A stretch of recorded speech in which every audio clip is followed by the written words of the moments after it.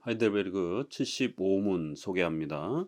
그대가 그리스도께서 십자가 위에서 단번에 이루신 제사와 그의 모든 은덕들에 참여한다는 것에 대해 성찬에서 어떻게 교훈을 받으며 확신을 얻습니까? 75문부터는 이제 성례의 두 번째 주제인 성찬에 대해서 다루고 있습니다. 과연 이 성찬은 우리에게 어떤 의미가 있고 또 성찬은 또 어떤 효력을 우리에게 주고 또 성찬은 또 교회에서 어떻게 어떤 방법으로 사용해야 되는 것인가 또 우리 개혁파 교회는 왜 그토록 성찬을 중요하게 여기는가 이제 이러한 많은 주제들이 소개가 될 것입니다. 성찬을 어떻게 대하고 또 어떻게 또 이 성찬을 집례하고 참여하느냐에 따라서 개혁파 교회, 개혁주의 성도로서의 그러한 특징이 또 이렇게 구별될 정도로 이 성찬은 개혁파 교회, 개혁주의 성도를 나타내는 아주 중요한 또 그러한 표지와 같이 가장 또 중요한 주제 중에 하나입니다. 자, 어떻게 성찬에서 교훈을 받으며 이 성찬을 통해서 확신을 얻습니까?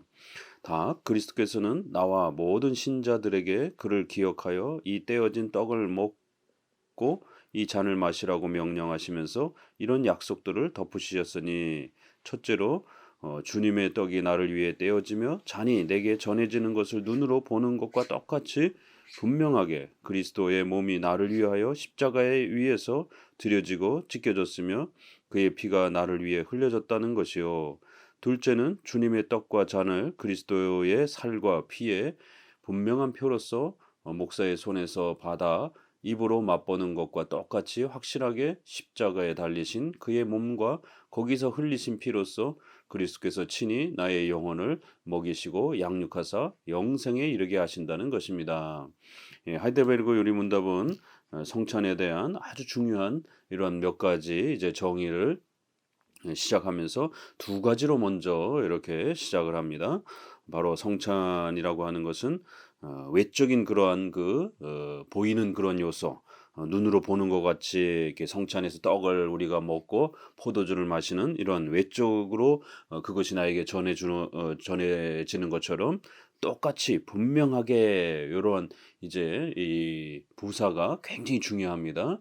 성찬에서는 어떤 명사 또 어떤 형용사, 어떤 또 명사, 부사 이런 것들을 쓰는가를 우리가 좀 잘 집중해 보셔야 됩니다. 특정한 그런 용어와 단어들이 결국 이 성찬 논쟁에서 가장 중요한 또 핵심 단어가 되기 때문에 그렇습니다. 이렇게 외적인 그 요소가 우리에게 눈에 보여지고 또 손에 만져지는 것처럼 그렇게 그리스도의 그러한 몸과 그리스도의 흘리신 피의 은혜가 우리에게 반드시 주어진다라는 것을 가르칩니다. 둘째는 주님의 그 떡과 잔을 우리가 아, 분명한 표로서 이렇게 목사의 손에서 받는다 이렇게 표현됩니다. 맛보는 것과 같이 똑같이 확실하게 이렇게 이제 두 번째 부분에서는 그리스도의 이러한 살과 피의 분명한 표다 이렇게 해서 떡과 포도주는 어, 실제적인 그러한 그리스도의 몸을 그렇게 말하는 건 아니고 떡과 포도주는 분명히 외적인 그런 요소로서 표시라는 것입니다. 그리스도의 살과 피의 분명한 표시다 이렇게 해서 표시의 역할을 하면서 또 내용은 그리스도를 우리에게 가르치는 이런 표시와 실체의 그 내용과 이렇게 구별이 있는 것이 바로 성찬의 특징이다라고 이렇게 설명하면서 표시와 표시의 그 내용을 이렇게 구별하면서 외적인 그러한 이 집례 방법은 목사의 손에 의해서 받는다라고 이렇게 또 설명을 합니다.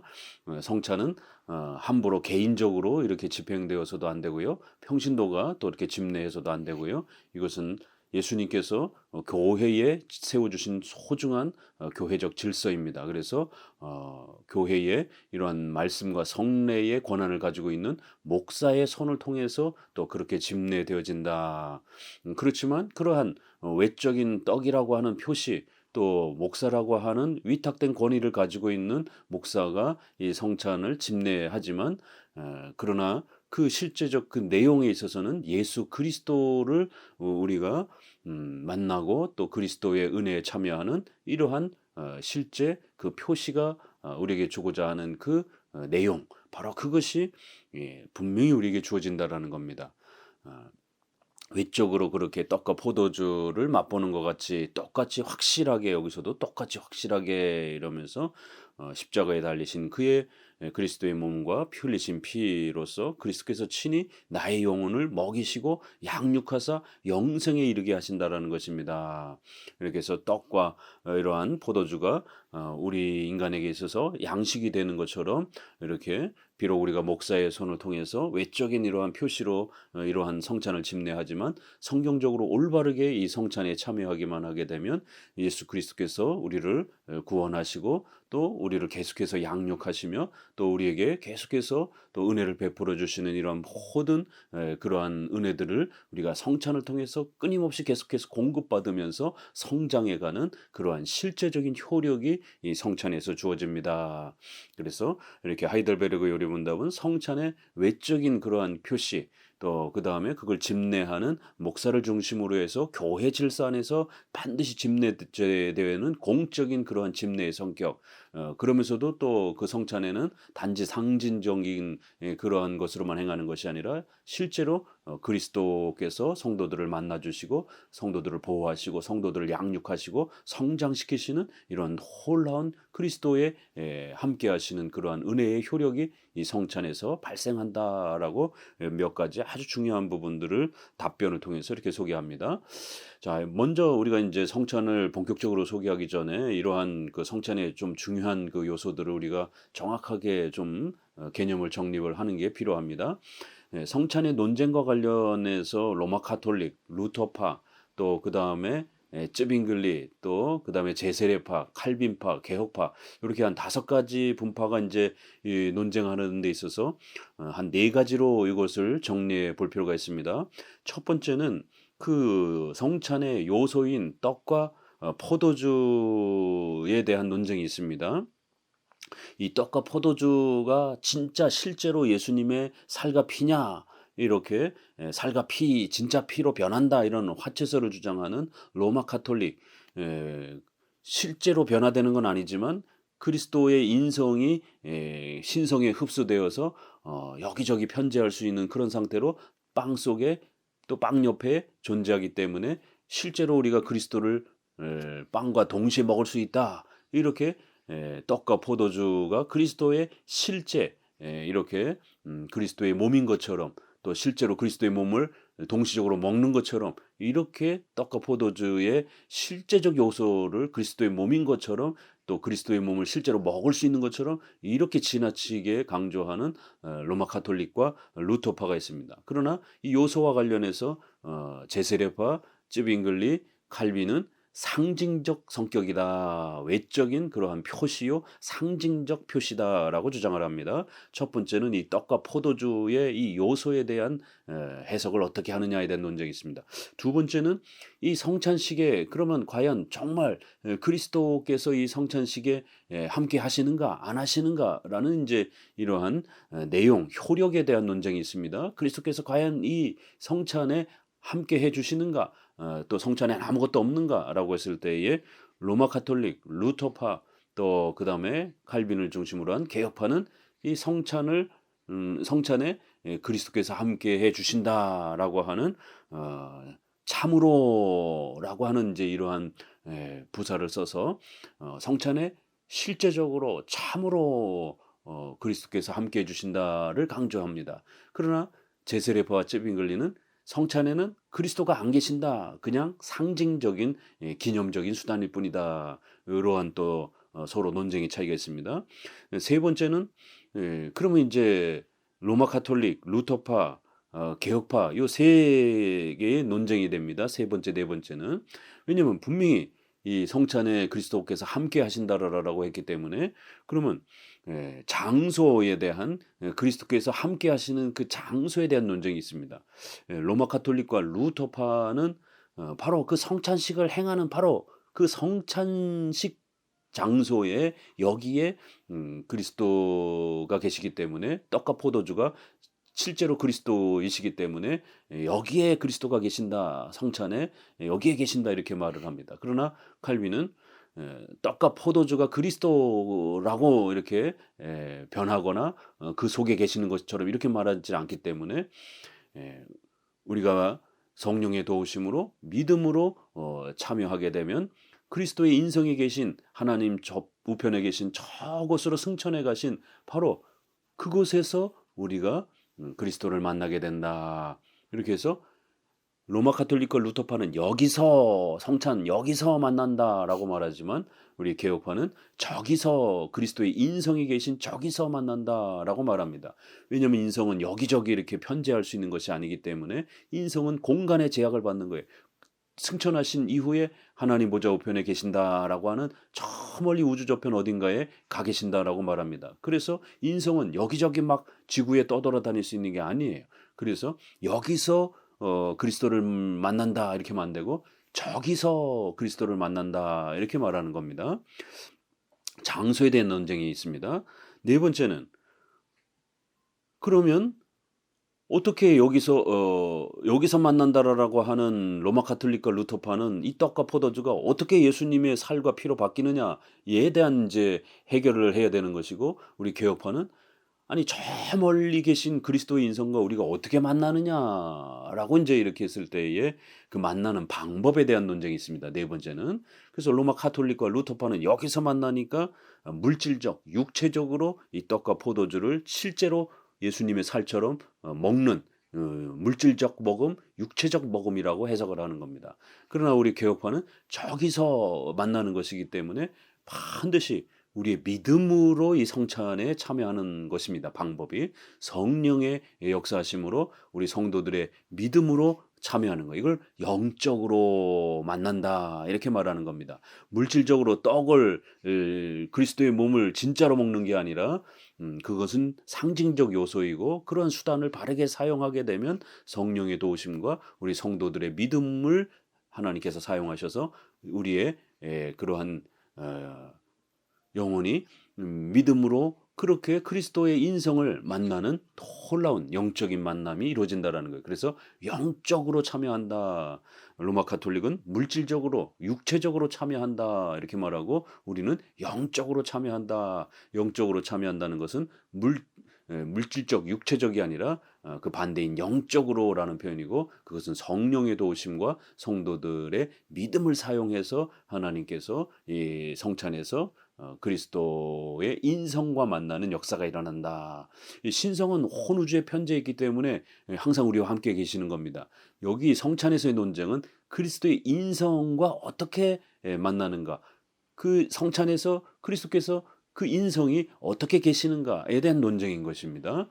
그래서 어떻게 보면 어렵지만 이 성찬은 반드시 우리가 또 바르게 이해하고 깨달아야만이 성찬의 풍요로움을 맛보고 또 참여하는 겁니다. 성찬은 이해하고 깨닫고 배우는 만큼 이 성찬의 풍성함들을 우리가 맛보게 되는 겁니다.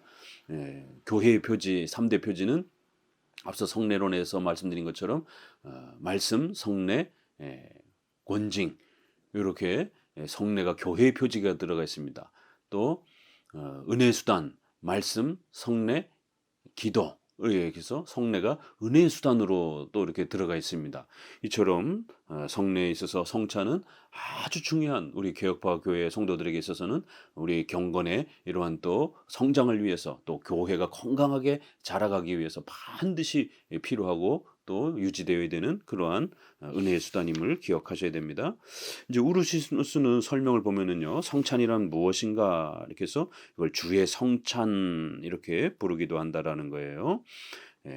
주의 만찬 이렇게도 표현하고요. 그래서 성만찬 또 성찬 이렇게도 표현을 한다라는 겁니다. 이것은 또한 언약 혹은 어셈블리라고 하는 회라고도 불리기도 하는데 이는 이 만찬을 나누기 위해서는 몇 사람이 함께 이를 위하여 모여야 하기 때문이다. 이렇게 해서 고린도전서 11장에 함께 모여 주의 만찬 이런 표현, 또 모일 때에 서로 기다리라 이렇게 해서 함께 모인다라고 하는 이러한 또 뜻도 있고요. 이것은 감사의 의식이라는 의미에서 유카리스트라고 부르기도 한다라는 겁니다. 교부들은 이제 이것을 제사로 부르는 경우가 많았는데 감사의 제사 성격입니다. 그러나 교황주의자들은 이제 이것을 희생제사 개념으로 이렇게 미사로 변질시켜서 결국 마치 사제에 의해서 또다시 예수님이 이 제물로 바쳐지는 것처럼 그리스도의 십자가의 죽으심에 단번에 이 희생하신 그리스도의 죽으심을 무시하고 또 반복적으로 그리스도께서 제사로서 죽으셔야 되는 것처럼 그래서 매번 제사가 반복되는 것처럼 제사 개념으로 이렇게 변질을 시켰습니다. 그래서 가톨릭에서는 이걸 미사라라고 이렇게 부르는 거고 우리는 성찬이라고 이렇게 부릅니다. 이 성례는 의식, 의례와 또는 거기에 덧붙여진 약속이 있으며 혹은 표와 그 표가 나타내는 것들이 있다. 바로 이 의식, 의례 또는 표는 떼어서 먹는 떡과 부어서 마시는 잔이다. 표가 나타내는 것들은 그리스도의 찢겨진 살과 흘려진 피다. 이렇게 해서 예수 그리스도를 또 나타내는 것이다라는 거예요. 그리고 결국 그리스도와의 연합을 이 성찬이 우리에게 가르친다라는 겁니다. 성찬의 의도는 무엇인가를 몇 가지를 소개하는데요. 1번 우리의 믿음을 확증하며 또한 그리스도와의 연합과 교제를 가장 확실하게 증거하기 위함이다. 성도들이 이 성찬을 자주 행하면 이러한 바로 믿음의 성장과 또 그러한 경건의 큰 자라감이 있게 되는 겁니다. 2번은 우리로 하여금 이 의식을 지킴으로써 우리의 믿음을 공적으로 고백하고 우리의 감사한 마음을 시인하며 이 은덕을 항상 감사하며 기념할 의무를 우리 자신에게 지우도록 한다. 이렇게 해서 성찬은 성도들의 성화를 돕는 아주 중요한 수단이라는 겁니다. 3번 세상 속에서 참된 교회를 알고 인식할 수 있게 해주는 하나의 공적인 구별의 표 혹은 배지가 되게 하기 위함이다. 그래서 성찬을 행함으로 우리는 불신자들과 다른 하나님의 백성이라고 하는 이런 강력한 또 구별성을 자부심을 갖게 된다라는 것이 이런 소중한 성찬을 오늘날 한국교회는 잃어버렸습니다. 1년에 2번밖에 안 합니다. 그것도 교육도 제대로 하지도 않습니다. 이러다 보니까 결국 로마 가톨릭처럼 그 미사가 어떤 의미인지 하나도 모르고 라틴어로 진행하면서 성도들은 그냥 쳐다만 보는 이런 형태가 된 것처럼 우리 개신교에 있어서도 성찬을 잃어버렸습니다.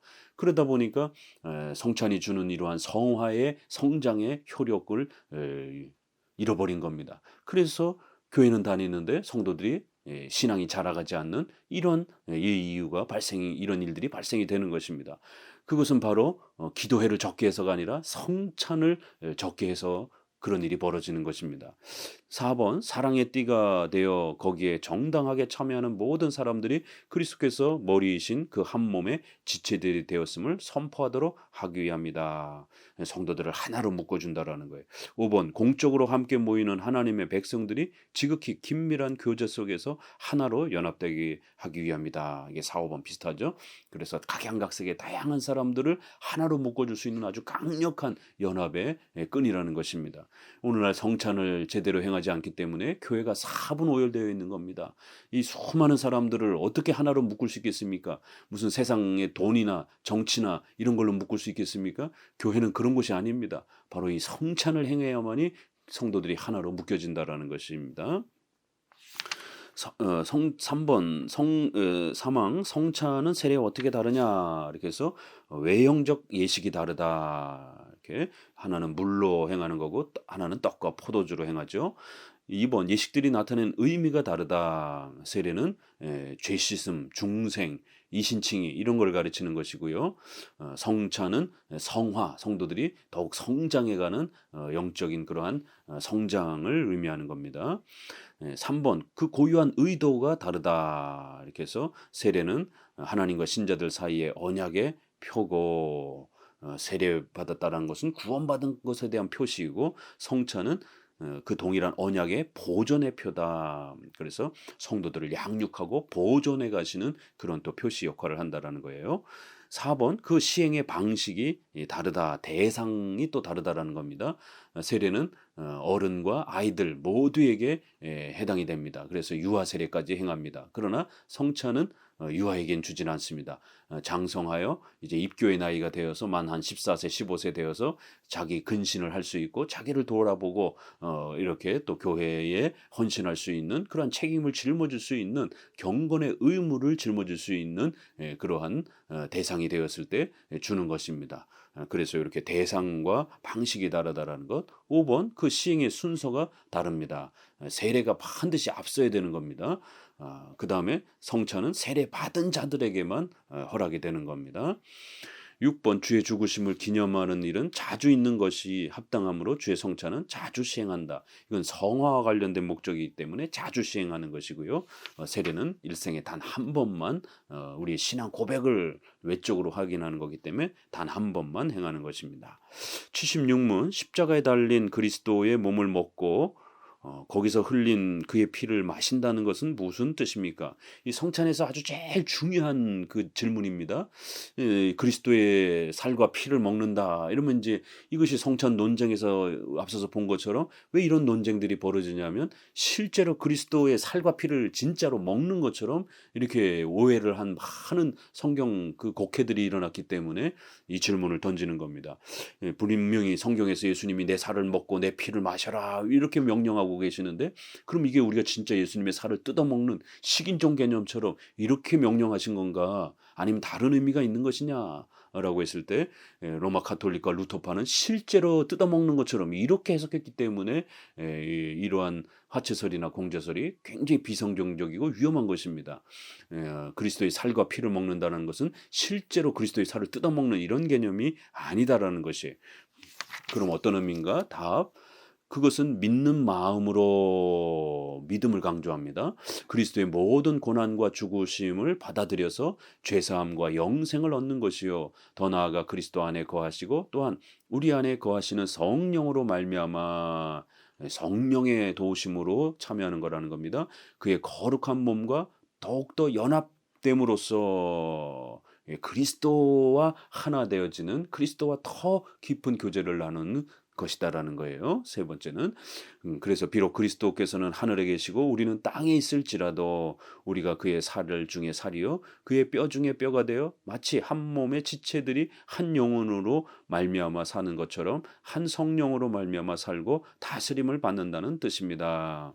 성찬에는 대략 한 4가지 정도의 핵심 포인트가 있습니다. 성찬은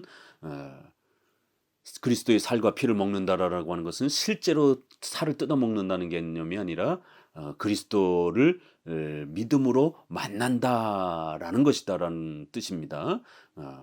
꼭 구별해야 됩니다. 믿음으로 그리스도를 만나고 그리스도와 교제한다라는 그런 의미지 실제로 그리스도를 뜯어먹는다 이런 개념이 아니라는 거예요. 믿음으로 그리스도를 만나고 그리스도와 교제하며 우리가 성장해간다 이러한 의미라는 겁니다. 그래서 반드시 성찬의 핵심 교리의 의미는 첫 번째 성령의 역사로 이 모든 일이 가능하다라는 것이에요. 두 번째 우리 성도들의 믿음으로 참여한다라는 겁니다. 절대로 물질적, 육체적으로 그렇게 참여하는 게 아닙니다. 믿음으로 참여하는 거예요. 셋째, 성찬은 바르게 합당하게 참여하게 되면 이렇게 그리스도를 만나고 그리스도와 교제하는 아주 풍성한 은혜들이 주어지는 겁니다. 네 번째, 그렇기 때문에 이 성찬은 분명히 외적인 떡과 포도주라고 하는 외적인 그 요소를 우리가 사용하기 때문에 외적인 요소는 표시 역할을 한다라는 것. 그러나 그 내용, 표시의 내용은 그리스도라는 것. 이걸 구별해야 된다라는 겁니다. 떡과 포도주 그 자체가 그리스도인 건 아닌 겁니다. 분명히 성찬에서 우리가 그리스도를 만나는 건 맞지만 외적인 그러한 형태는 요소는 떡과 포도주라고 하는 외적인 물질적 요소라는 겁니다. 그래서 표시와 표시의 그 내용은 분명히 구별해야 된다라는 것. 요 네 가지가 성찬의 가장 중요한 핵심 포인트입니다. 그래서 여기 답변에서도 믿는 마음으로 그리스도께서 나를 위해 죽으시고 나의 구원자가 되셔서 우리가 죄 사함 받은 그런 하나님의 자녀요 또 영생의 이런 복을 얻게 되었다라는 것을 믿는 마음으로 참여하는 것이다라는 거예요. 그러면 성령의 역사하심으로 여기에 이제 놀라운 일이 벌어진다라는 거예요. 비록 외적인 그러한 떡과 포도주를 우리가 일상적으로 먹던 그 포도주를 구별하여 우리가 성찬식을 행하지만 이제 성령의 역사하심으로 놀라운 일이 벌어진다라는 거예요. 그래서 성령의 역사하심으로 외적인 포도주와 떡 그리고 마지막은 그리스도를 만난다. 그리스도와 더욱 연합된다. 이렇게 표현하고 있습니다. 이제 이 질문은 주의 성찬을 나타내는 것에 관한 것이다. 바로 물질적인 것이 아니고 영적인 것이다. 그렇기 때문에 꼭 기억해야 되는 것은 그리스도의 고난과 죽음무심을 믿는 믿음으로 참여하는 것이다라는 것. 그 믿음을 통하여 죄사함과 영생의 선물을 우리가 받은 자라는 것을 고백하면서 그렇게 참여하는 거라는 거예요. 그리스도와 우리 안에 거하시는 성령을 통하여 우리가 참여하게 된다는 겁니다. 성령의 역사와 도우심이 일어난다라는 거예요. 그러면 그리스도와 연합하고 그리스도와 더 풍성한 교제를 누리게 된다라는 겁니다. 이렇게 성찬에는 아주 놀라운 우리의 성화를 돕기 위한 그런 보조 수단으로 주신 것입니다. 은혜 언약의 표시와 인치입니다라고 이렇게 고백하는 것처럼 우리는 하나님의 자녀가 되고 하나님 우리의 하나님 우리 아버지가 되고 우리는 하나님의 자녀가 되는 이러한 예수 그리스도의 이신칭의 은혜를 통해서 우리가 죄 사함 받고 하나님의 자녀가 되는 이런 놀라운 이러한 우리 신앙의 본질을 은혜 언약을 더욱 우리에게 보강해주고 더 확신케 해주는 표시와 인침의 역할을 해주는 신앙의 보조적인 은혜의 수단이라는 것입니다. 그래서 앞서 말씀드린 것처럼 성찬의 논쟁 네 가지, 그다음에 성찬의 핵심 포인트 네 가지, 성령의 역사로 믿음으로 참여한다라는 것, 그리스도를 만난다라는 것, 그다음에 떡과 포도주는 표시라는 것, 그다음에 표시와 표시의 내용이 구별되어야 된다라는 것, 이렇게 성찬의 가장 기본적인 핵심 포인트를 먼저 소개해 드려봤습니다. 감사합니다.